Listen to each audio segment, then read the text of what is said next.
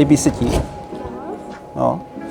Ahoj, moje jméno je Honza Zbranek a posledních 20 let se živím stavěním světových pohárů, ale i tady na Smíchově připravujeme s kamarádama bouldery na bouldrovce, která je za mnou. Dostali se mi do ruk nový lezečky od Trafiky a mě by zajímalo, jak budou fungovat. Takže si je obuju a zkusím v nich přelít nějaký bouldery a zjistíme, jak jsou na tom.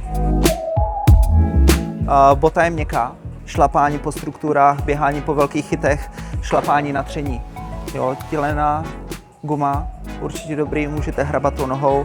Za mě pozitivní, velká část gumy zakrývá špičku, takže pro různý špičkování, touhuky a moderní bouldering dobrý.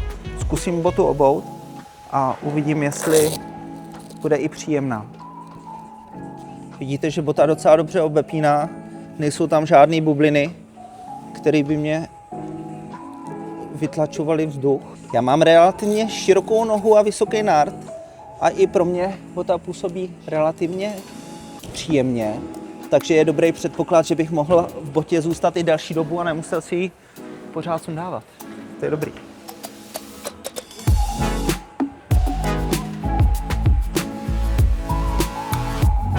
No, tady to nepoznám. Tady jsou moc velký stupy, ale pohodlný jsou určitě. Musíme najít boulder, kde jsou nějaké menší stupy, aby jsme zjistili, jak se staví na hranu ta bota.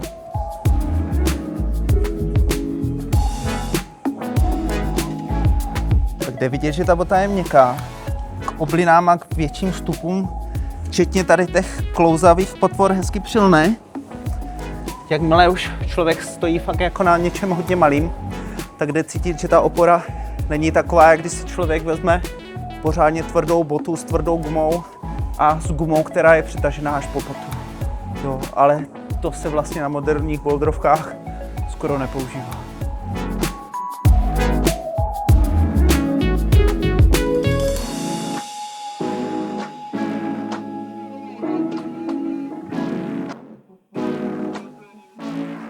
Zkusím patu někde najít.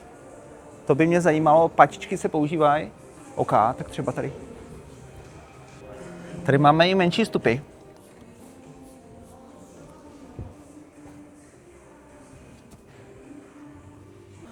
Malej oklouzaný stup.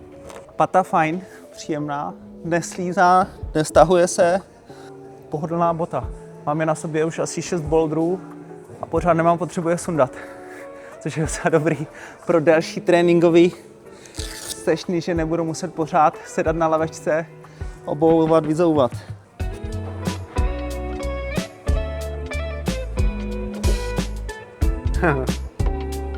Trochu jsem nabojoval s tím, že jak ta pata je trošku tvrdší, tak jsem to nečekal a popojela. Ale je to spíš o zvyku. Jo?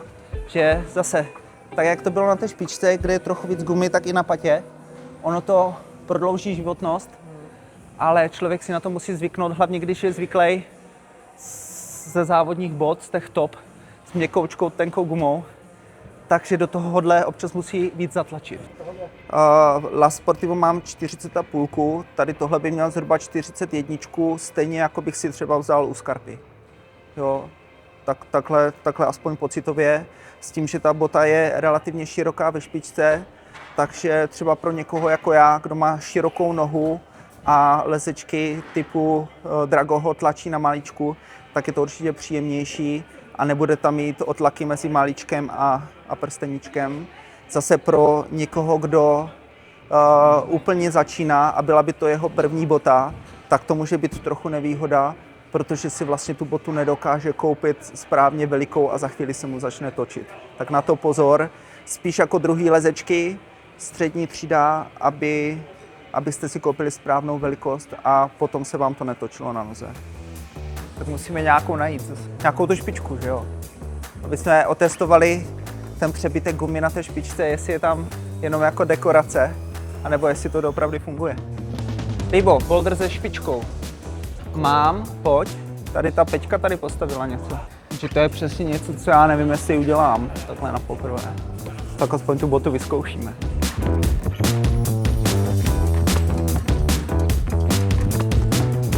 Dobrý, špička fungovala.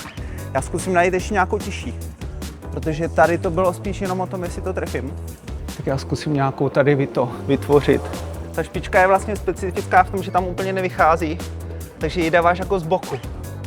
A to je takový, ne úplně u všech bot to funguje hezky.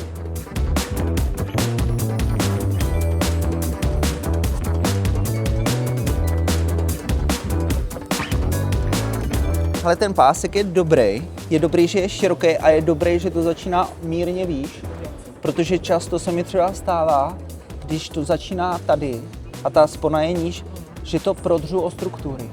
No my tomu říkáme, že to je drago pro lidi, nebo já jsem tomu tak říkal, jako, že je to pohodlnější, vydrží to díl a nemusí si to kupovat tak natěsno. Výhodou asi, aspoň pro mě, je kvalitní guma. Vibram XS Grip, to je taková ta kvalitní měkká guma, která se objevuje na většině moderních kvalitních lezeček té vyšší cenové kategorie. Jsme na to zvyklí jako lezci, člověk ví, co od toho očekávat. Je to určitě pozitivum. Pro ty, kteří lezou rádi po krystalech a v kolmicích na žule, asi ne úplně to, co hledají. Pro ty, co rádi běhají po strukturách a chodí na umělky a rádi lezou bez toho, aniž by každých 5 minut museli sundávat botu, tak bych se toho nebál. Příjemná bota na celodenní lezení, moderní bouldrovky a její klienti to určitě ocení. Líbí se mi design, líbí se mi, jak jsou krásně pohodlný, jsou měkký, dá se s nima pobíhat po strukturách a skákat, špičkovat, patovat. Na to si člověk musí chvíli zvyknout, ale určitě to nebude žádná tragédie. Vypadají kvalitně zpracovaný.